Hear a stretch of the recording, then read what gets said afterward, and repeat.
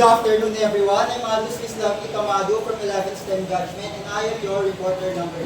And I am tasked to answer two problems. Let's begin. Problem number 1. A sculptor is creating a large spherical marble sculpture for a city park. The marble sphere has a radius of 3 centimeters. What is the volume of the sculpture? So here in our first problem, we will use this formula, which is volume equals 4 over 3 pi times r raised to 3. Solution.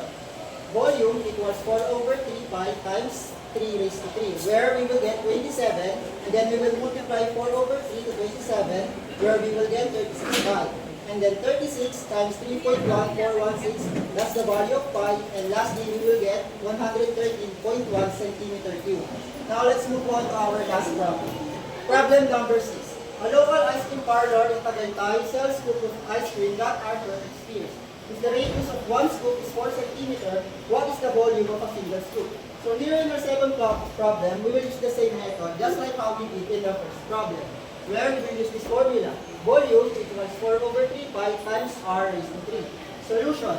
Volume equals 4 over 3 pi times 4 raised to 3, where we will get 64, and then we will multiply it to 4 over 3, where we will get 256 over 3 pi, and then we will multiply 256 over 3 to 3.1416. Again, that's the value of pi, and we will get 268.08 meter cube. And that's all for today. Thank you everyone for listening.